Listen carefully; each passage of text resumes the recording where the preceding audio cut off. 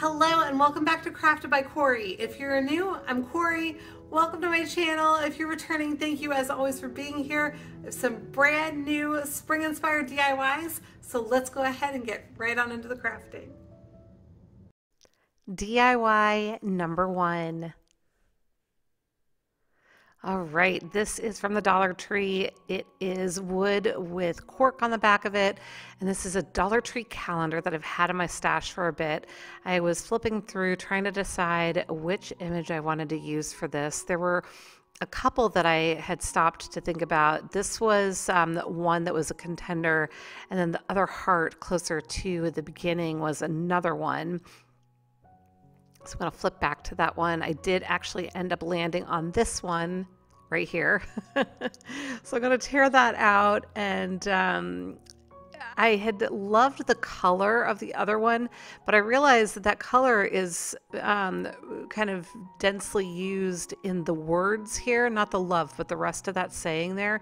It's like a deep bluish green color, and I was pretty sure that I had a chalk paint that was about that same color. So I'm just going to prep this by tearing basically all of the border away from it. I knew that my page here was not going to cover the entire wood piece top to bottom, right? And so I thought I would paint the wooden piece to kind of give it a border that would make the words pop if it was the same color as the words. Hopefully that makes sense. So I'm just very carefully tearing away the excess paper to, I essentially wanted to make it look like it was all meant to be that way. I mean, obviously we're crafting, so we do intend to make things the way that we're making them. But I wanted it to look, I didn't want it to look like I just slapped a square piece of paper on my piece and called it a day.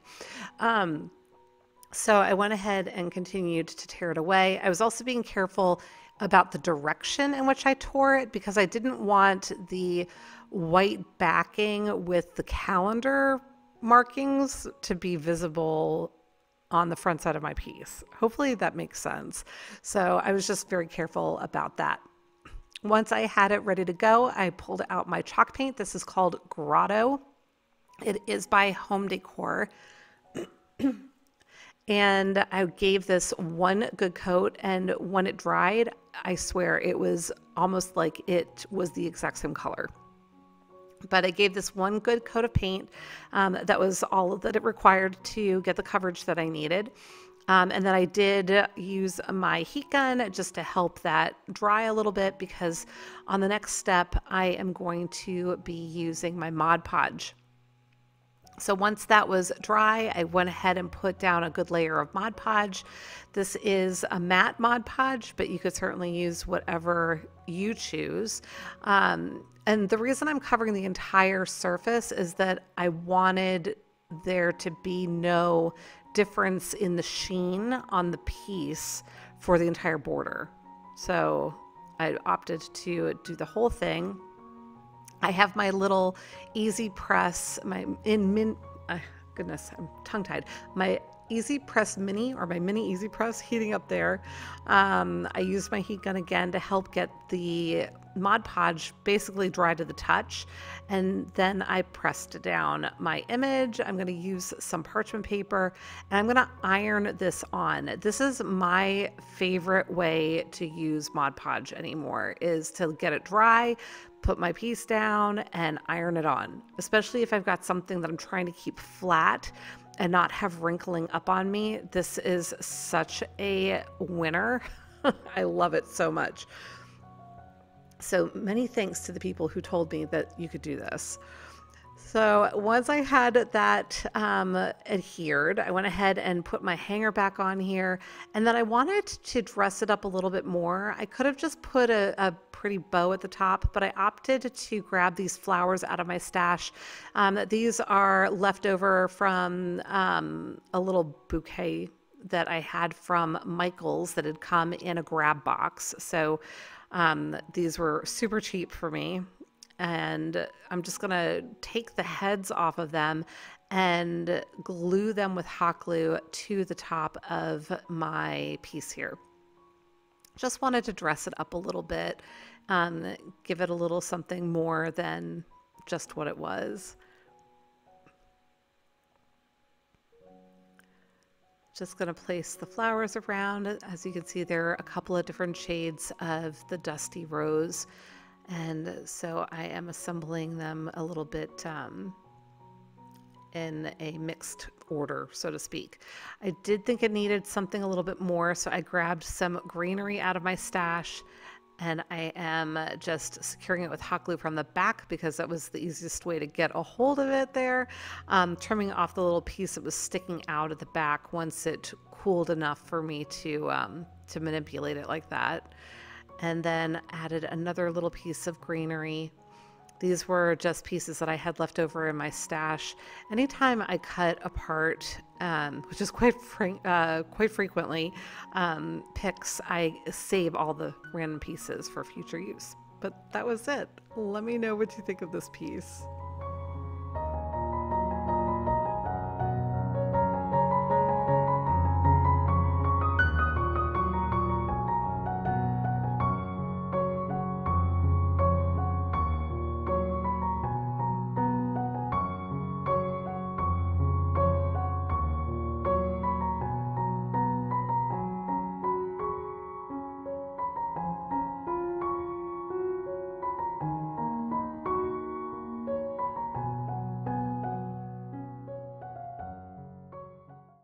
DIY number 2.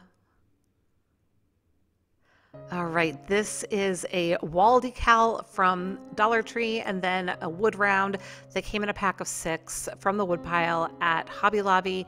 I am going to be pulling off some parchment paper. I don't have my little pop-up sheets of parchment paper anymore. They've gotten really expensive. I haven't found them at Dollar Tree recently, but you know what? I need to do a Dollar Tree haul. I haven't been there in a while. But at any rate, I'm going to give this a good coat of my Adirondack white chalk paint. It just needed one coat, and then I'm going to go ahead and apply my decals. I did not wait for the paint to dry. I figured it would assist me with adhesion because sometimes these wall decals are apt to peel away a little more easily than I would like. So I did just go ahead and apply it right onto the still semi-wet paint. And I'm just making sure I've got it lined up. The other thing with the paint, you can kind of slide your decal around on a little bit. I mean, you don't want to be sliding it too much because you'll just take up the paint and make a mess, but it does give you a little bit of wiggle room when you're trying to apply something like this and trying to piece things together and want to be able to slide them a couple of millimeters or so. So I'm just going around the edges with my fingers. I'm trying to be careful to hit the decal and not the paint because, again, the paint is still drying. So just trying to get that all nice and sealed. And I'm realizing that my wood round is warped. Actually, I'm not just realizing, I knew that it was warped, and I was trying to figure out if it was going to settle down once I had paint on it and maybe used some heat on it. But I'm going to show you how I end up solving for that in a little bit. So I am applying some more of these decals. I didn't end up using all of them, but I did want to use a few extras along the bottom of the piece here. Now, as you can see, some of these are going to be hanging off the edge, and that's okay. I have a solve for that as well. So I'm just going to go ahead and apply it to the best of my ability here and getting that sealed down as much as I can. And then in just a moment, I'm going to be flipping it over and showing you how I am going to solve for that. But meanwhile, I'm still trying to see if I can get it to unwarp. I don't know that you can really get wood to unwarp, but I was trying to will it to do what I wanted. But I just, as you can see, flip this over. I do have it on the parchment on my cutting mat because I didn't want to get any paint on my mat just in case, because it was still kind of drying. It wasn't completely finished at that point. All right, so then I grabbed a couple of rulers. These are from the Dollar Tree as well. Took them out of my stash. I'm peeling off the ruler part, the colorful part. I did that with both of them, and I'm going to be using these to try to basically brace my piece on the back side. So just using hot glue for this. If you want this to have a more permanent hold, I do recommend mixing your hot glue with wood glue, not literally mixing it, but using a little bit of hot glue to help you secure it immediately. But then for the most part, using the wood glue. That'll make a really permanent hold for you. Once I had that done, I was ready to add on my hanger. So I've got this really pretty pale pink ribbon that I thought complemented the decal really nicely. And I'm just going to create a loop for my hanger. I'm going to fold up the ends just to make sure that the back, it's nice and neat looking. Y'all know that I like to make sure that my pieces look finished, so I don't want to have frayed ribbon hanging out there.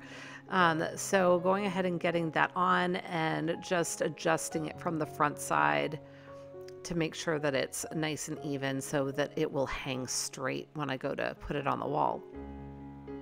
And then I took that same ribbon and I'm going to create a bow, and I'm just looping it around, creating 3 loops on either side.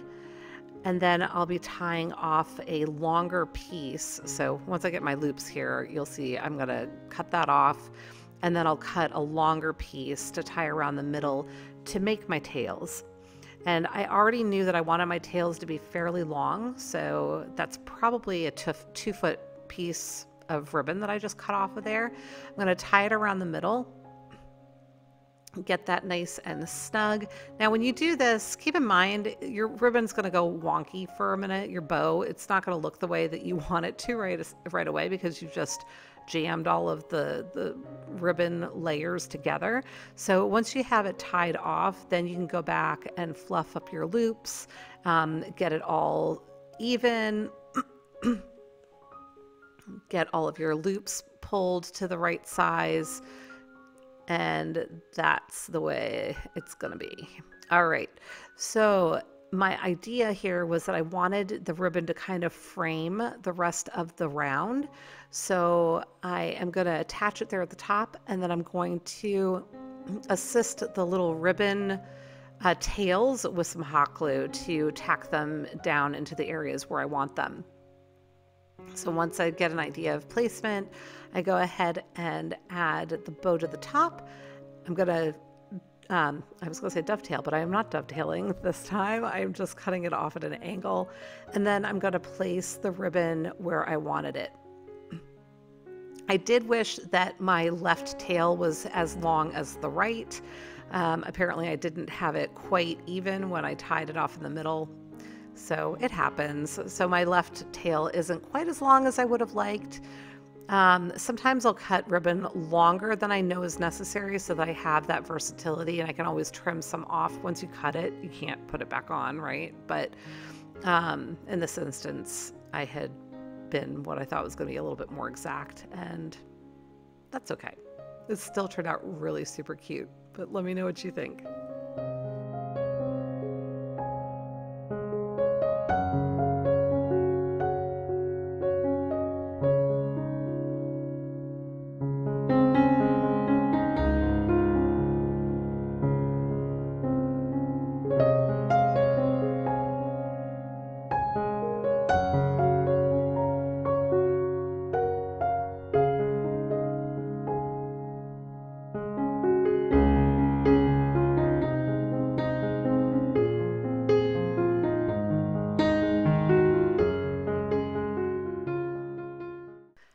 DIY number 3.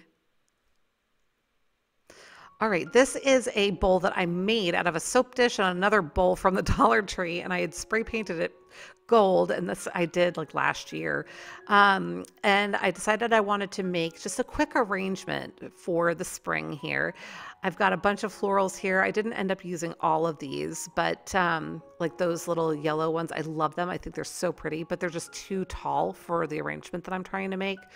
So I ended up using a lot of roses and just smaller, more robust flowers, shorter things. At this point, I did decide that I wanted to make sure my floral foam was completely covered up. So I grabbed my Spanish moss out of my stash. This is a bag that I'd gotten at the Hobby Lobby for like $8, and I have used it over and over. There's so much moss in this bag. I think it was actually a really good buy. I'm so used to buying the Dollar Tree moss, but I think that this was definitely a better value.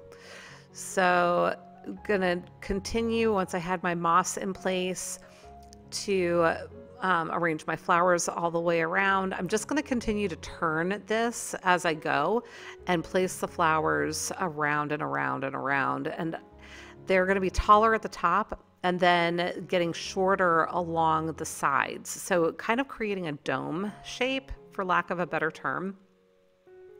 But I'm going to just continue to cut all of my pieces off. A lot of these I did end up taking the leaves off of also, but then using the leaves separate. They were just, I was finding a little too far down on the flower stems to be useful where they were placed. So I intentionally cut the flowers above where those leaves were located on the stems, and then I would cut the leaf with some additional stem so that I could stick the leaf in.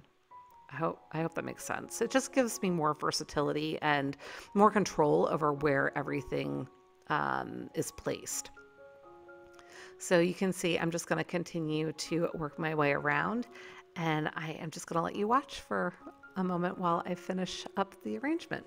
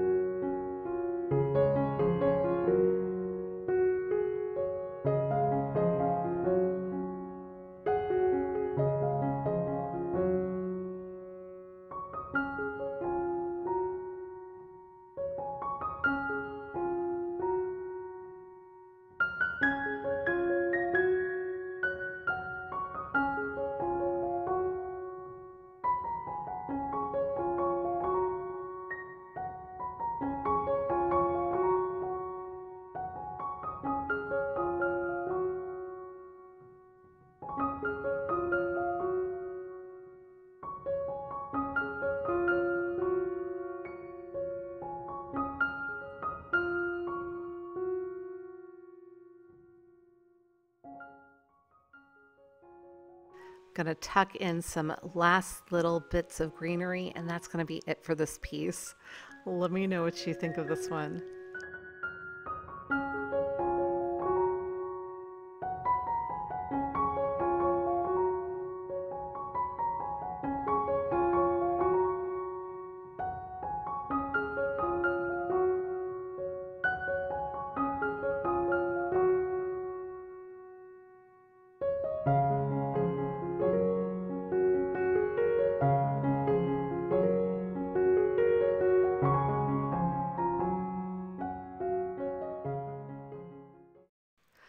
DIY number 4.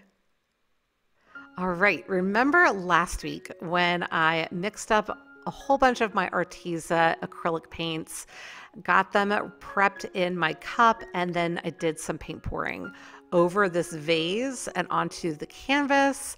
One of my sweet subscribers let me know that I had shown the reveal on the canvas, but I completely forgot to show you guys the finished piece for the vase itself. So here is the vase. I am in love with this. I think it is so pretty. The colors turned out so soft.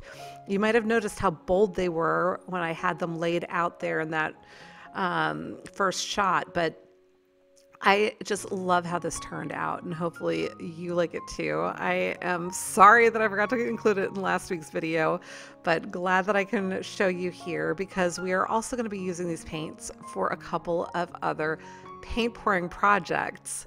I did create all of these prior to last week's video, but I held a couple of them back because I didn't want to do a video with just paint pouring. So we are going to look at a couple of additional here, all using those same paint colors, but the results ended up being so different with each of the projects that I created. So the vase and the one canvas, they had a lot of really soft sage green undertones to them, and some light purples and that sort of thing. This next piece is going to be a really vivid pop of colors that I absolutely love. So very, very different. Using the same paint colors, I am doing something that was inspired by Olga Solby. She is an artist that I follow. She does a lot of paint pouring, and she has done these rainbow Dutch pours in the past. And so I thought, you know what, with that in mind, I'm going to try and give it a shot. I probably have too much paint on here, true to fashion, but we'll see what comes up here. So I've got some more white Amsterdam paint. The rest of my paints are Arteza, but this is Amsterdam, and I'm going to use my blow dryer to blow the white up over the color, and then we'll blow out the color, or all of it, to get the blooms and see what we can do here. Now, I did end up blowing this more than I should have because I've got a whole lot of blue there that I wasn't thrilled with. You can see my colors did get a little bit muddy up towards the top. So live and learn. I am still learning how to do this method with the paint pouring, but I was really happy with the end result, and hopefully you'll like it too. In the meantime, I am just making sure that all of my sides and corners are covered with paint so that there isn't any dry blank canvas visible. And then I used my torch to pop all of the air bubbles. I did get a little bit of cells with that, but it was largely just for popping the air bubbles. And I am thrilled to show you the end result on this one.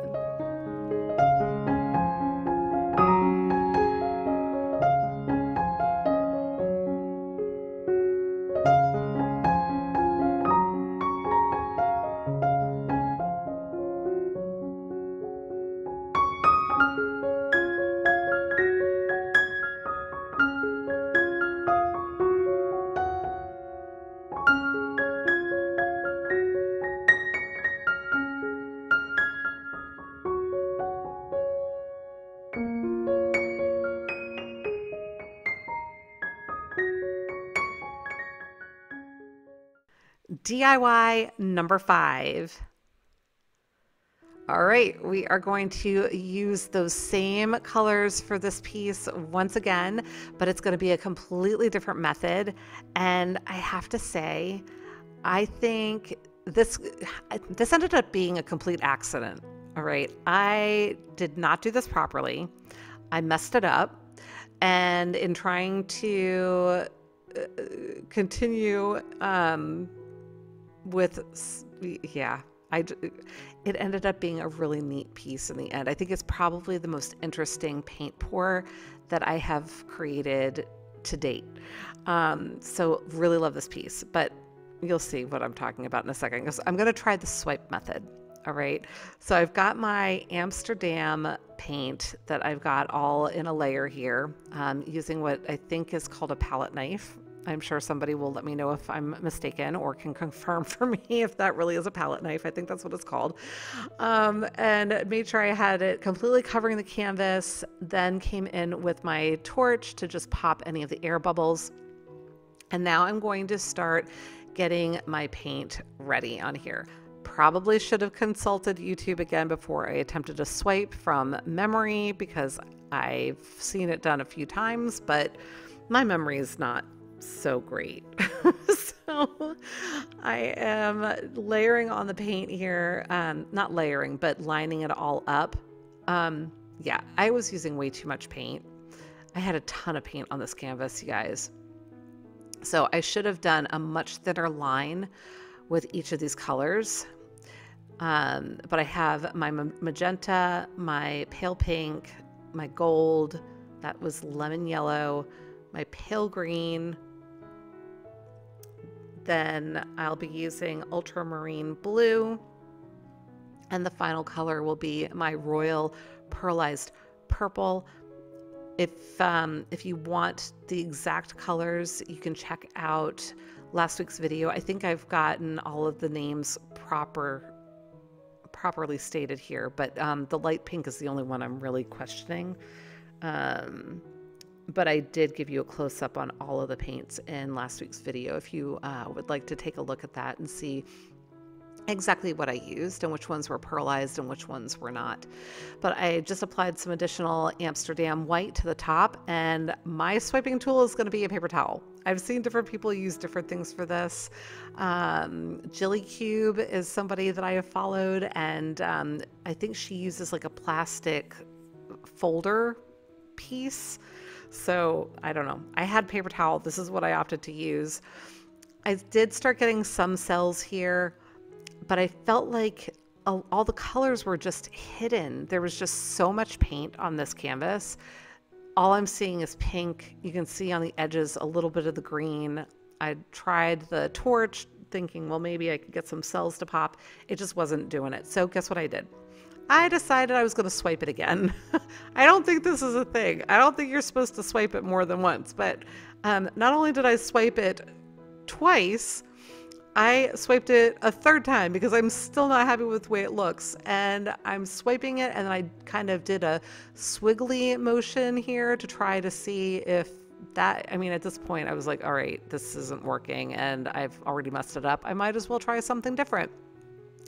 Y'all, I am so happy with the way this turned out. Once I had that last swiggle done, obviously you can see I am tilting it because I had a ton of paint on this canvas. So it was enough for me to start tilting now. And I got such neat cells all throughout this piece, and just the lines and the way that it flowed. And I think it's a really, really pretty piece, and I love to just sit and look at it. This is definitely something I'll be keeping. I've got to figure out a place to hang it. I just think it is really, really cool. I was trying to decide which would be the top and which would be the bottom. I wasn't sure if I would hang it horizontally or vertically. I did ultimately decide that vertical was the way to go with the darker colors at the top. You'll have to let me know if you would have done it differently as far as what you would have considered the top and bottom to be. But I am in love with this, and I can't wait to hear what you think of it. So I'll go ahead and show you the final piece in just a second here once I've got my corners covered. But here you go. Let me know what you think.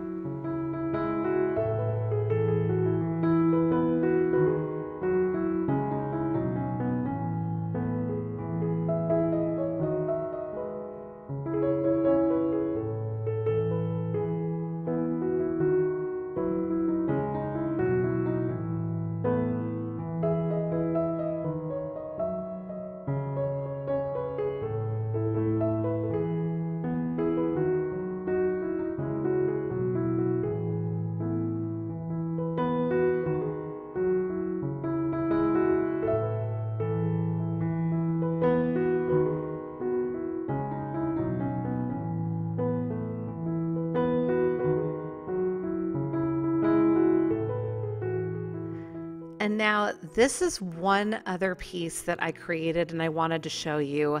However, I forgot to turn my camera on for this. So I don't have the footage to show you exactly what I did. It's the same colors again, but what I did this time, I layered them all in the middle. I put my white coat down and then I did a puddle of each of the colors right in the middle of the piece, and I just put one color right on top of the next.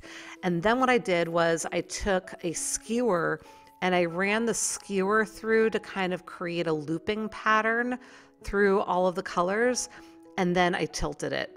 I was not thrilled with the way that it was looking, so then I went in and used a balloon to do little balloon kisses on it, which created those other circular forms. And then I used my skewer again to kind of emphasize some of the curly cues that I had in the design, and also to try to go through and connect the little balloon kiss elements. I don't know. You'll have to let me know what you think of this one.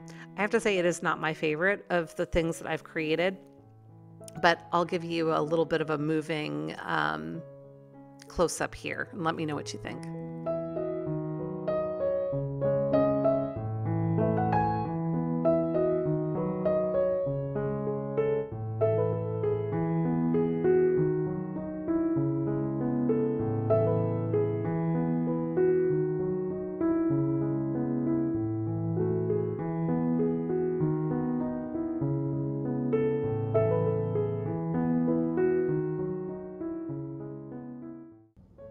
Okay, everybody, that's it for today. If you enjoyed the projects, please remember to give me a big thumbs up, leave me a comment, let me know which one was your favorite. And until the next time, be well, be kind, and make it a great day. Thanks so much for watching. Take good care. Bye.